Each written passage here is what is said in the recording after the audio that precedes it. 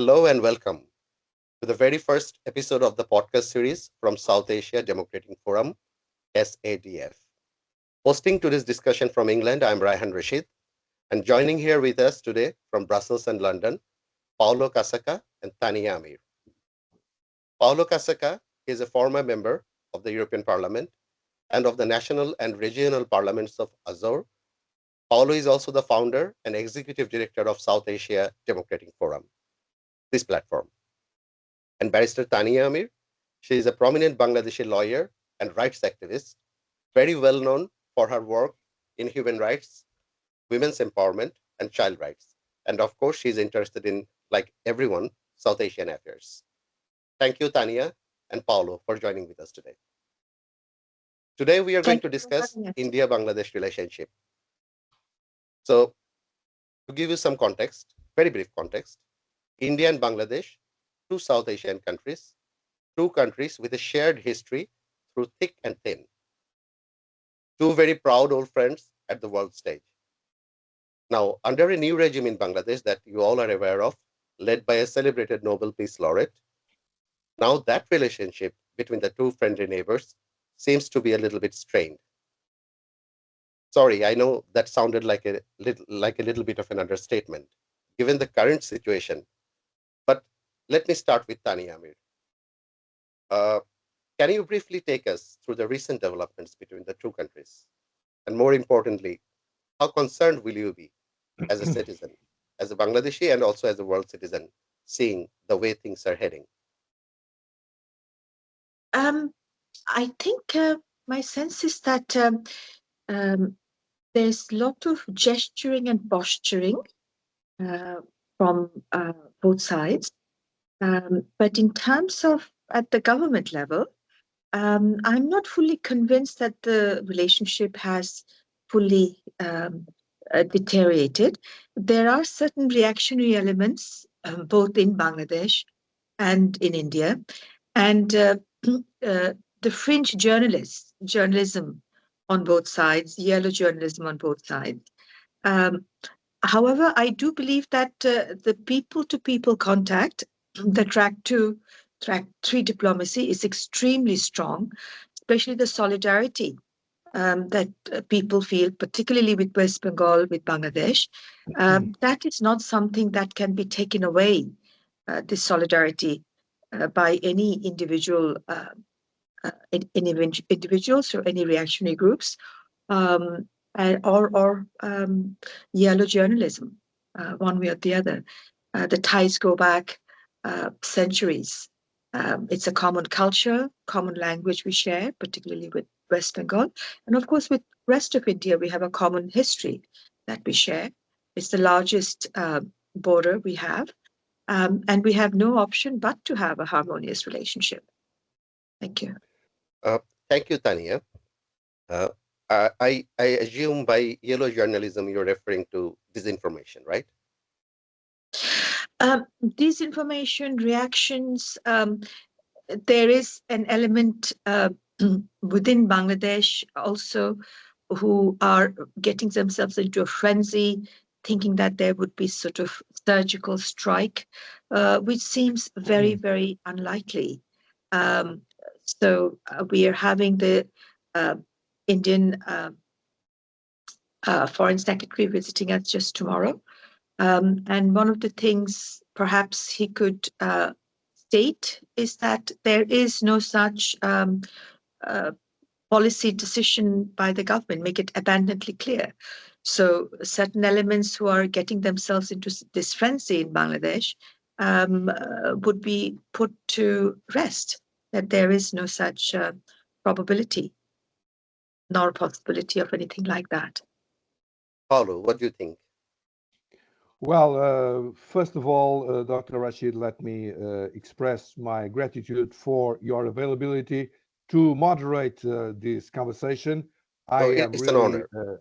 It's an honor, Paulo. no, I am very honored to be side by side here with Tania Amir. I never met you before, but I did have the opportunity of listening to your constitutional law lesson for the Bangladesh Secular Forum that really was impressive. I mean, you were in an airport. I don't know where you were going to, but I think that your knowledge, your capacity of communication is good, not only for Bangladesh, but for the whole of the world. I think that you should go to George Washington University and to remind some woke students of George Washington principles, because you are very much aware of them. I was really delighted hearing you, and I hope you will have the opportunity of touching this issue, that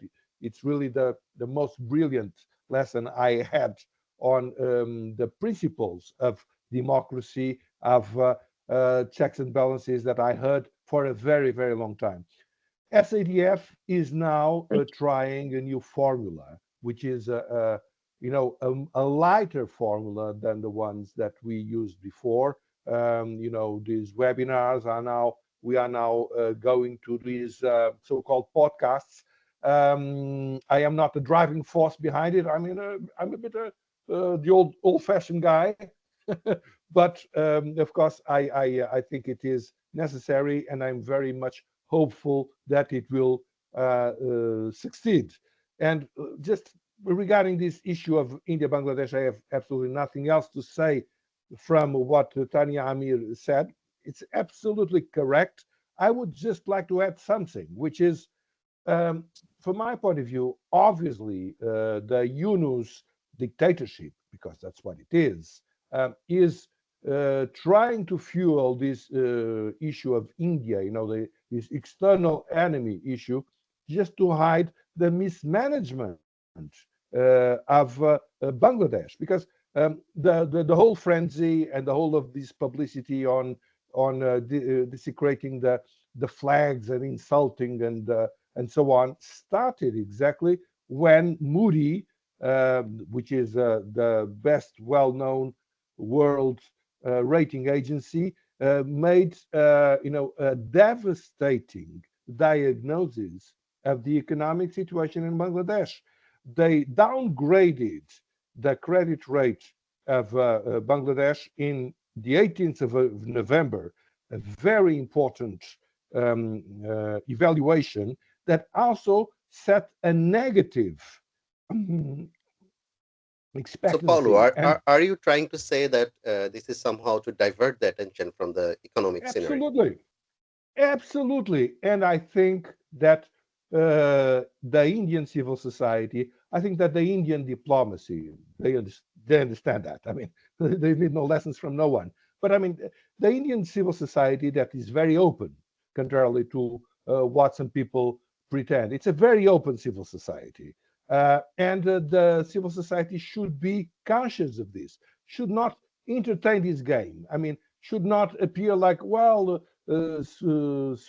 talks about, oh, we will block the rise to Bangladesh. That's exactly what Yunus wants to hear, because when the harsh reality of his mismanagement, that is very well characterized by Moody, will come, he will say, oh, that's not my fault, it's these Indians, these are the bad guys, and they are the ones who made it. So neither Indians nor Bangladeshis should fall in this trap. I mean, obviously, the common past is, thousands of years. It's one of the biggest cultures in the world, the Indian. I mean, it's Indian That's an important point culture. you made, Paulo. Not to respond to provocation, and uh, Absolutely. taking that point forward, I'd like to come back to Tania Amir again. Uh, Tania, you mentioned about the government, India as a government, and also Indian people. Uh, Now, my question is, you are aware of the recent incidents at Agartala, and all the desecration of uh, flag, all the incidents like desecrating the Indian flag in Bangladesh. Do you think that helps the Indian people in any way to develop their understanding of what is going on in Bangladesh? Like, how do you think they are going to be? These are going to be viewed in both the countries, two different kinds of scenario. Again, I think from the respective governments, neither of the governments have taken a responsibility. If anything, those acts have been condemned by respective governments. So, Do you mean respective governments? You mean India taking steps for the Agartala incident and Bangladesh government taking incident for the uh, Indian flag desecration in Bangladeshi soil? So there are two yes, governments we are talking about. yes, that's what I meant. The respective governments have taken the appropriate sound bites at that. Um, I think there are elements uh, which would like to, uh, with the meticulous design, have this sort of a frenzy created in order to gesture and posture, this war mongering sort of a thing, which is not really conducive uh, for any one of the countries. And I don't think, as I said already, um, there's no plan, as far as I know. The right thinking people in India are not thinking or planning any surgical strike. But the extreme elements in Bangladesh have convinced themselves and purporting to convince rational people that this is about to take place. And this frenzy is they're using the social media to make this frenzy viral. So it is very important that the foreign secretary, once he comes to Bangladesh, uh, puts that to rest. That's tomorrow, right? That's tomorrow. Yes, that nothing like that is at all planned, nor in the agenda of India to do so. But you do remember some extremist radicals in Bangladesh in the past. They actually went to the border and they were Yeah, gesturing I and remember that posturing. incident. Yes. So I think it's that element, who would like to have a common enemy and unite. Uh, and I also find it curious that one of the advisor sitting in the seat of the government, uh, which and having access to all the government machinery, the police, the army, have stated in social media that there is inevitably going to be a civil war. I find it very, very curious. I find it very strange Very because sitting irresponsible as well, I think. irresponsible, of course. And of course, this particular advisor doesn't have much experience of running any office in the past than the government office now. And it is irresponsible to the extent that um, uh, using the government machinery and sitting in that office when you declare war, a civil war upon the people, whether that constitutes a serious offense against the people. Um, Uh, Tania, give me your background. Probably Kind this of will a be a good. declaration of war against the people. And a government, no government can do that upon its own people. So I don't want to spell it out further, but that is extremely serious. Um, That is one side of it, Tania Amir. But one another side of it, the incitement that is taking place in Bangladesh at the moment at different levels. Uh, uh, Being a constitutional lawyer with expertise in law, what do you think the Bangladesh law's position is on this in this regard? Like if someone incites violence or attack on a neighboring friendly country, maybe you can remind our viewers about that, our position, official position in the constitution regarding friendly relationship. And it is well, also there is also in the context of free speech, like what are the limits, particularly in this respect. absolutely. What we are seeing uh, in terms of free speech cannot be taken to the extent where there's national security is destabilized. It's always subject to reasonable restrictions. What we have found with this particular government um, is that this culture of impunity is allowed to be propagated. So, In every while sector. yes, while we are also seeing spurious cases being filed against almost everyone, uh, the lawyers, the human rights activists, um, those who have been advocating trial of War war criminals. criminals. Uh, we have also seen uh, kind of course, the ale is there, but along with them, cultural activists. Um, so that is on the one hand, and this cases, the templates are the same. Everyone is That's true. charged with murder cases, 302. So we must be the only country where more than 150 journalists are charged with murder, lawyers are charged with murder. Civil servants are charged with murder. You Um, being one of them, unfortunately, abs- and yeah, ridiculous. yeah, absolutely. Um, and I think the Supreme Court, the High Court Division, granted anticipatory bail, and To I you. was possibly the last one. And thereafter, High Court is not entertaining. And one of the reasons behind that, which I can think, is that the mob vigilante has actually ransacked the High Court, gone to the chambers of judges, and humiliated a lot of the judges. The statue in the Supreme Court where the Lady Justice is there with the Yeah, yeah. scale in one hand, in a sari, of course, her hand has been broken. The other statue, the Aparajita, the woman who is there, who is a symbol of empowerment and the bravery, especially in 1971, which was our struggle was for equality as well. She has been covered with the black hijab. Um, so, That and these statue, you mean? people, yes, these people have done it in broad daylight. There are videos of that. And we're seeing a culture of impunity by the government. The government is not taking any action against these people, the So mob. let's focus on the point of impunity. Uh, that is true in every sector. There is a lawlessness going on, and we don't see any action. But Uh, uh, coming back to the Indian issue, the kind what is happening, the uh, desecrating of Indian flag and all the incendiary remarks and everything. There hasn't been there. We can see that there is also impunity. No action has been taken.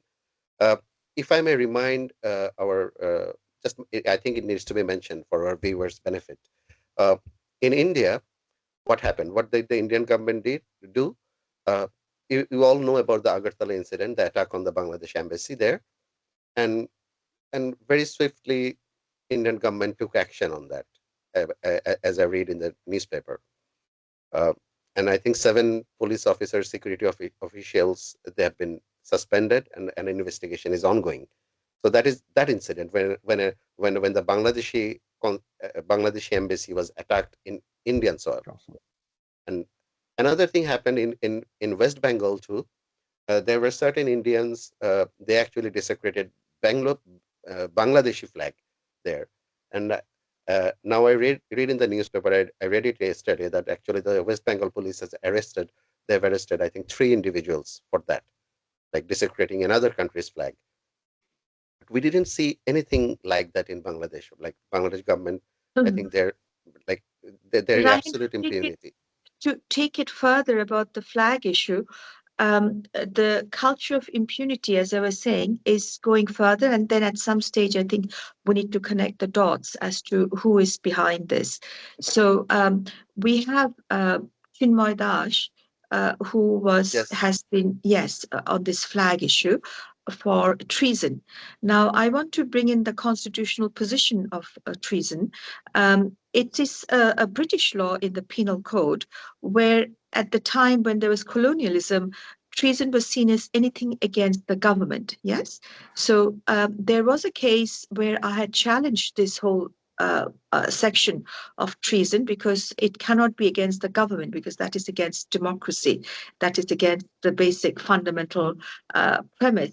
that the republic belongs to the people, the sovereignty belongs to the people. So that section itself, and we have got judgment from the High Court, this ultravirus to the Constitution.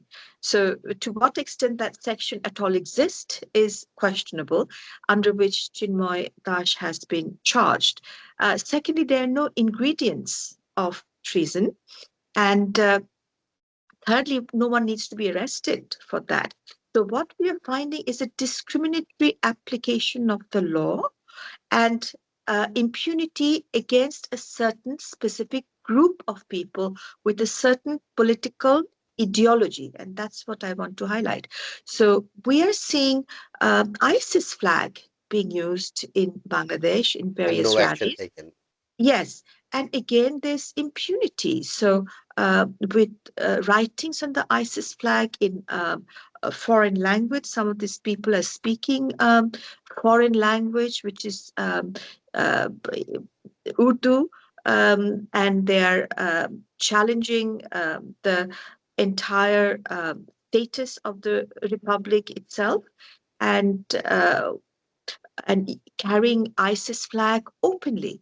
We're also seeing banned organization holding rallies like Hizb ut-Tahrir, holding seminars, symposiums online, and government is not using the state machinery to implement the law. So So what basically, we the whole see, idea of rule of law is very selective at the moment, very it's selectively not. applied. It's not, no, I would say it a little on a different way. There is absolute impunity granted to this extremist to get away with literally murder. And if you like, against citizens who were uh, about the flag, the Ishkon flag, for example, or the saffron flag, where there's no ingredient whatsoever, and the person who made the complaint has disappeared. And no longer, and BNP has also expelled that person. Yet, when the case is obviously so spurious, there has been the state machinery has been used. So before, what we used to see that even during AL time in the past, there would be persecution upon minorities, but it was not at the state level. It was done by against these elements, the extremist elements. Sometimes the state was not fully using its machinery in a proper way to prevent that, and we've seen that during other governments. But what we haven't seen is the state machinery itself being used to persecute the minorities. So here, or the uh, uh, journalist in the scale of this magnitude. Um, what we're also seeing the impunity, it's not just against minorities or Hindus. We're seeing the Sufi shrines that's being desecrated. We're seeing the Lalun festivities, which was planned, and I come from Kushtia. Um, the Baul Yes, songs, the yes, Lalun Tanya, songs. we are aware of those things. Yes, Uh, so let's try to the line relate. to draw, Rayhan, the line to draw, there is an element, an extreme element, extreme political dogma certain people have, where it is a common denominator. So they don't like Sufis, they don't like Laluns, and cultural activists. So dramas, they had to stop theater in the middle of the performance.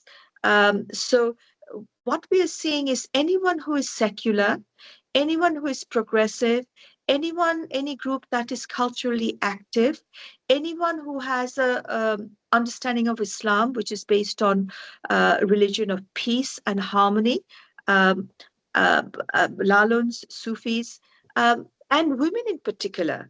Women, not just the statutes, but women are having difficulty going to bazaars where they're being heckled, going for walks or in the sea beach area. So we are seeing a certain dogma which wants to undermine secular, progressive, creative forces in society, in community, and women in particular, minorities, Christians, Buddhists. So if you see, there's an entire range of impunity given to these, and the state machinery is being used by filing false cases against the normal people. So this is no longer a That is minority issue in Bangladesh. that is true, Tania, Amir. That is going on definitely. I just I keep wondering how that relates to the current relationship situation between India and Bangladesh. So I'm just thinking aloud. Like you see, many of the political parties that are now in many ways running the country, they perceive Awami League, the previous regime, to be close to India. So and they perceive that somehow India favors Awami League.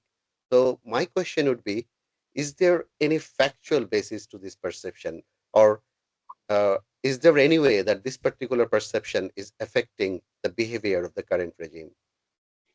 What do you think? Is that for me? Um, Oh, it's yes, I yeah, mean, maybe Tania. oh, all right. I'm just trying to I'm just trying to find a relationship between I the think, two. Ryan, we have to connect the dots. Because unless you connect the dots, we're going to be going in circles and looking at it as isolated incident. So this impunity that is given by the government to this particular group, what is their dogma and ideology? Yeah. So their dogma is very anti-India. And one of the arguments that I hear, which is an apology, apologists for the government, is saying, well, the minorities and Hindus and those who have been attacked, they're not being attacked because of their religion, because the argument that you have put forward, because of their allegiance or closeness to AL. So Dr. Yunus I himself said that as well, yes, unfortunately. so now it begs the question: the motivation is immaterial. I'm talking about citizens being attacked. Now, whatever the motivation is, my question is, how is that even relevant? Because the government machinery is to be used against the perpetrators who are committing violence. It doesn't matter if they have a good motivation or a bad motivation, or the motivation that supports the government or doesn't support the government, you see. So I find, as a lawyer, very difficult to understand, because the government therefore is admitting that violence has been committed, and the street mob is behaving in a way which is not desirable. Yet the government is saying, well, they're doing it because uh, they're, the victims are linked to the AL politics. Yes. So what does that tell you? Is the government therefore admitting to giving impunity because it was linked to the previous regime? Hence, the government is therefore, that is the perception of the government, that possibly they were linked to the previous regime or sympathizers with the previous regime. And therefore, the government is unwilling or unable to use the state machinery against such violence. So to me, that sounds like a kind of an admission, and also saying, therefore, we are not going to use the state coercive measures against the unlawful coercive measures that is out in the streets. So now, therefore, I have a question. So we knew that Awami League had Chhatri League, who were using, perhaps the allegation is using street coercive measures. BNP had its, Chhatri Dal, or the student wing. Now, this is an unelected government without a political base, but aren't they using these so-called students, the mob, as this government's unlawful uh, student wing to use this coercive pressure upon the right-thinking people in society? So, it is sort of like the mob that the government is using, and we've seen it in number of cases since 5th of August and prior and after, including unleashing this mob against the judiciary, the Supreme Court, and they kept referring to the concerned ministry. and they would be talking on the phone to the concerned um, advisor um, at the ministry. So that's just one incident. There's been a number of such incidents. So while this government does not have a political student wing to do their dirty work, um, are they officially, because they don't have a political party, but are they using these so-called mobs, getting them to go to various offices and teachers and professors, Yeah.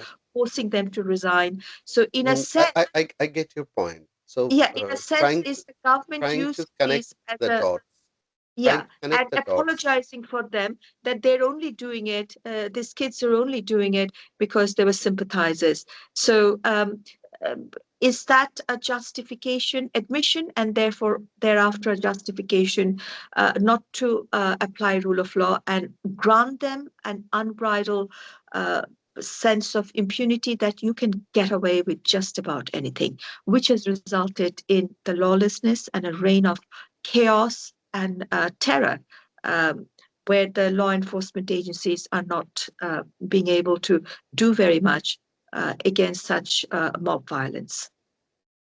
Uh, Trying to connect the dots, as you mentioned. Uh, the anti-India sentiment, and there is also anti-Awami League sentiment prevalent in Bangladeshi society at the moment.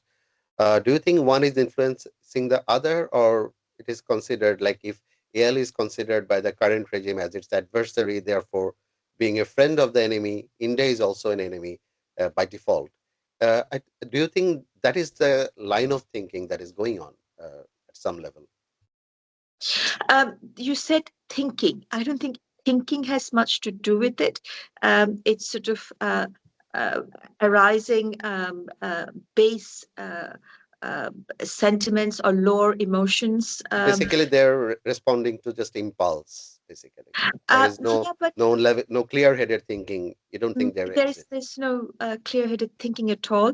So I I again come back. I don't think that's really the case, Raihan, as you're saying. I think it's systematic. So once the government starts giving impunity uh, to the rebel rousers, then the rebel rousers will use everything in their under their belt Okay. to go around doing that. So no, I don't think necessarily. I do have a lot of respect for the general people of Bangladesh, politically very mature. But I think this is a handful of elements, and the majority right-thinking people in Bangladesh are not out in the streets jumping up and down, burning anything, or going around insulting people, or going around using threats to anything. It's just a handful of people, and that handful of people have been given a free rein, absolute impunity to do this task. And they have a certain political, I wouldn't even call it ideology, a certain political dogma. So that is therefore is hitting the headlines because the government is unwilling and unable, more on the side of perhaps unwillingness To to deal with it. take any action against such unruly and illegal, unlawful, illegitimate behavior. And that illegitimate behavior, government is apologizing for them in public, and also endorsing it, admitting, yes, this is happening, and then trying to put a motivation behind it almost to justify it. Yeah, so this violence cannot be justified under any circumstances, particularly by the government itself. So, which tells me that the government is therefore not going to use the state coercive force against these unruly elements and miscreants.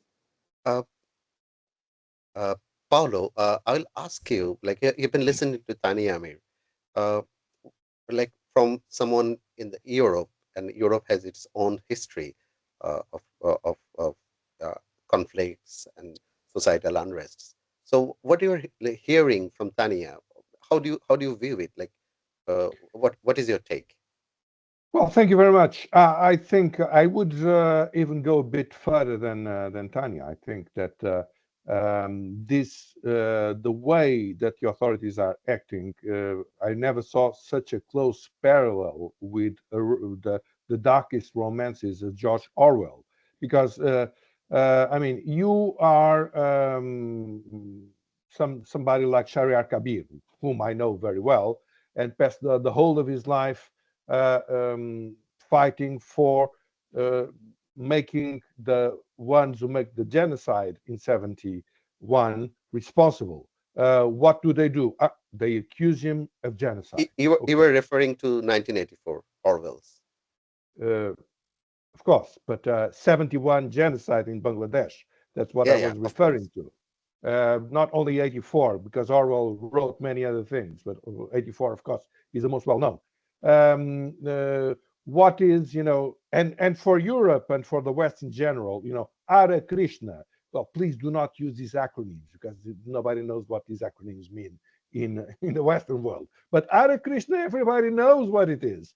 Actually, Hare Krishna was a motor for making the Western European and American public opinion aware of the Bangladesh genocide in 71. I mean, George Harrison came to it through Hare Krishna. Hare Krishna is a symbol of peace, of coexistence, of freedom. I mean, everybody knows that all over the world. So, who is accused of terrorism? Hare Krishna. Huh, okay. Well, and of course, all the terrorists are very good people. They are legalized, they are freed, they are put on the top.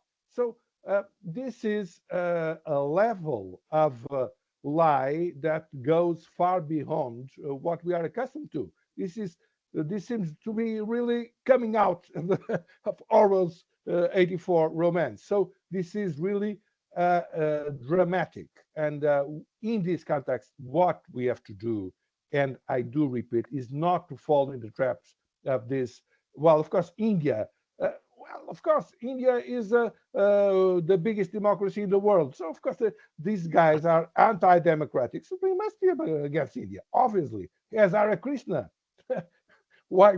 How could they tolerate Hare Krishna? Sufis. I mean, Sufis are a fantastic tradition, very badly known in the West, and I think even in the Muslim world. I'm not sure it's very well known. And of course, they are against Sufis. I mean, they are against everything that is not conducting to their totalitarian, sectarian, and fanatic mindset. That's the issue, and that's what we should concentrate on. Thank you, Paulo, because you made a very interesting point. Uh, so my concern is like the way things are heading. If they're not dealt with head on, how how bad things can get. What do you think? What would be your like worst nightmare where it can lead to? Ryan, I don't like to have nightmares. So I would want to point out that what is Exactly. happening, and I think if enough people wake up, so again, another dot that we need to connect to all this.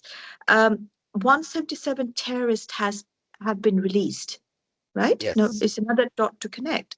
So as soon as this government came to power, people who are convicts and under trial prisoners, including the terrorist of Holy Artisan, which government in its right mind would release them? So why do you think they did that? What were the motives? Uh, I want your viewers to draw the conclusion. Your viewers are extremely intelligent people. Let people draw the conclusion. So So the let's assume terror. there are some motives. Let Let's me not let me spell just it out. let me But just let me just what point out. where do think where do you think it is leading to? Let's not use Um, the word nightmare then, but how bad things can get. The worst possible scenario. Let's use that term. you're asking me to go to conclusion, but before I go to conclusion, I'd like to identify the facts and then walk with everyone before I run. So I'd like everyone, all the viewers, also to do that. Okay. So one of the, as I said, releasing of terrorists. It was very difficult for Bangladesh as a state party, and we have obligations both under international law and domestic law to prosecute the terrorist who were particularly involved with the Holy Artisan Indeed. incident. And it took a lot of initiative, a lot of resources of the state, which were used and utilized to bring them to books. Why would any government, a lawful government, release terrorists who have been convicted? This is very serious, right? That's Along with true. that, there was jailbreak. During this so-called uprising, there were jailbreaks, and from the jail, more than 77 such terrorists were released. All the ammunitions from the jails were looted, Looted, and yes. these ammunitions are not with the common people. Now, on top of that, soon after 5th, we've seen the police stations, more than 400 police stations were burned to ashes. And a certain element again looted the arms and ammunitions from these police stations. And we still don't have a realistic, credible figure from the government that how many police were killed. They're giving a figure of 45 or 48, something like that. 44. But That's the official figure. 44, right. So this is not accepted as a credible figure by any national or international organizations or individuals who are observing and doing their own research.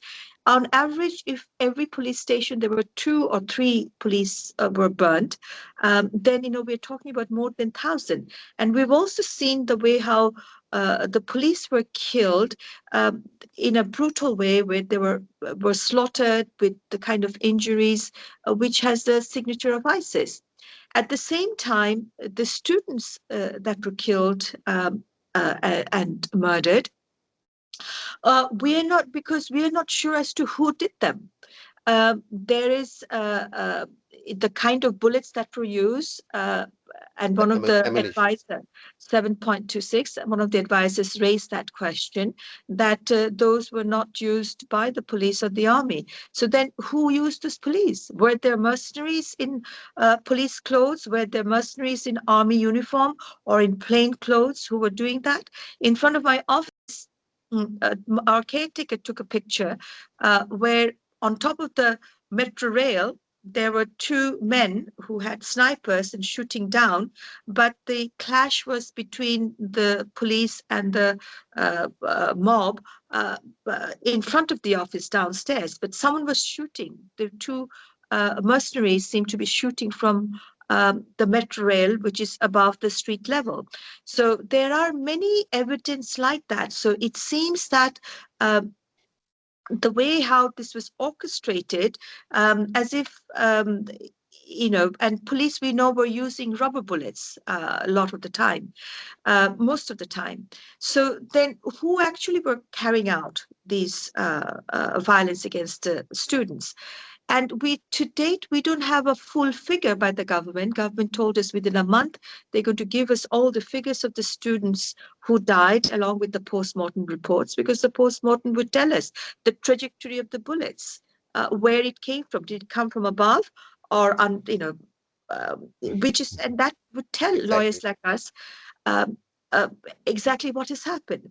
Now, on top of that, another fact which is very disturbing, the culture of impunity and not having rule of law, is that the government has given an indemnity that all the killings that happened afterward, from 5th onward, is not going to be investigated or tried. Now, government is talking about holding trials for genocide, yet the killings and the genocide, the mass killings that took place, government is unable and unwilling to investigate that even. So how is that going to figure? Now, I would like to see, That's an important point. yeah, Yeah. I would very much like to see, even in the case where I'm implicated, a young a fellow died. I'd like to see justice to be brought. But when the case is filed against 300 named accused and 500 unnamed accused, all these cases where the victims' families have filed cases, um, there's never going to be any justice. So we will never know who is behind that? So my question is, by filing these spurious cases against lawyers, the human rights activists, the journalists who could have helped the government to get to the bottom of this, to unearth this, they have been accused of murder, and these cases will never see the light of day. We will never know who committed these murders. And post 5th August, there's a total indemnity given. In fact, there's not going to be even any Basically, investigation. these kind of cases are blocking any chance of justice, basically. Uh, and coupled with that, now link with the arms and ammunition of the Republic, the terrorists being released. So now, what is the focus and direction of the government? So the government has now, if I take it as a corporate entity, a juristic person, the government is not, it seems to me, not serious to investigate those who died, including the students, yes, by making these spurious cases of so many. If 1,000 students die, there are 10 lakhs people who have been charged with murder across Bangladesh on a template which is identical, using the same template. Yes. So those cases, the victims, their families, their mothers, their fathers or their brothers, whoever are the complainants, and the complainants have already told the newspaper, the journalists, that they have not named these people.